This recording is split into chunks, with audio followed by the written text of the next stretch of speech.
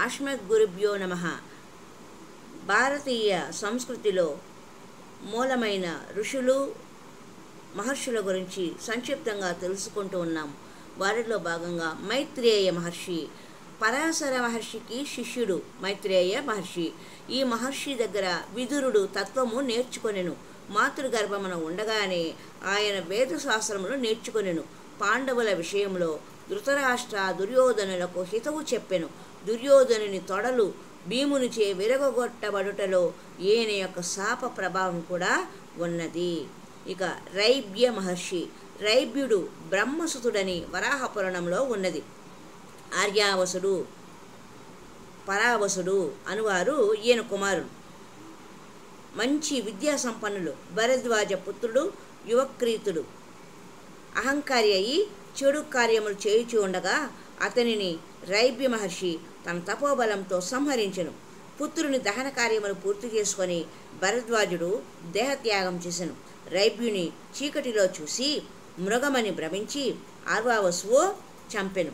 ఆర్వావసువు మరలా తపస్సు చేసి రైభ్య, యువక్రీత, భరద్వాజులను బ్రతికించెను. రోమస మహర్షి, రోమసుడు బ్రహ్మచారి. భూభాగమున కల సమస్త తీర్థములు దర్శించి పుణ్యము సంపాదించెను.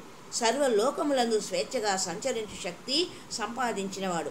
ఇతని చరిత్రము భారత భాగవతములో ఇంద్రలోకములో ఉన్న అర్జునుని సమాచారంతో ధర్మరాజుకు తెలియజేయు సందర్భంలోనూ, ఇంద్రుని కోరిక ప్రకారము అర్జునునితో కలిసి తీర్థయాత్రలు చేసిన సందర్భంలోనూ మనకు రోమస మహర్షి యొక్క ఔన్నత్యము తెలుస్తుంది.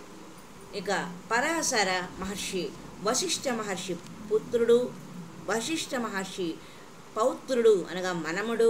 ఈయన తండ్రి పేరు శక్తి. పరాశరుడు గర్భంలో ఉండగానే శక్తి మరణించెను. పరాశరుడు శివుడిని గూర్చి తపస్సు చేసి తన తండ్రి శక్తిని స్వర్గంలోనే చూసెను. రాక్షస వంశ నాశనమునకు యాగము చేయుచుండగా పులస్తుని కోరిక మేర ఆ ప్రయత్నము ఆపివేసిరి. పరాశర మహర్షికి సత్యవతి అనే మత్స్యగంధి వలన వేదవ్యాసుడు జన్మించాడు.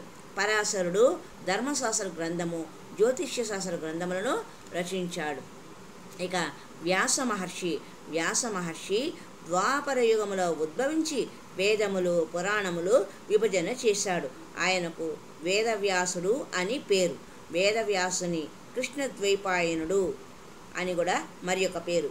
ఈయన లేనిదే భారతీయ సంస్కృతి లేదని చెప్పవచ్చు.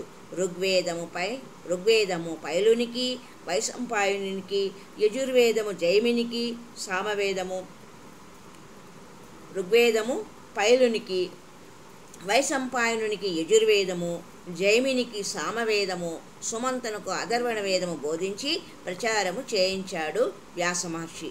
సూత మహాముని ద్వారా మా పురాణములు ప్రచారము చేసినారు. వ్యాసుడు పరమశివుని గూర్చి తపస్సు చేసి సుఖమహర్షిని సంతానముగా పొందెను. మరి ఒక సంచికలో మరికొంతమంది మహర్షుల గురించి తెలుసుకునే ప్రయత్నం చేద్దాం. హరి ఓం తత్సత్.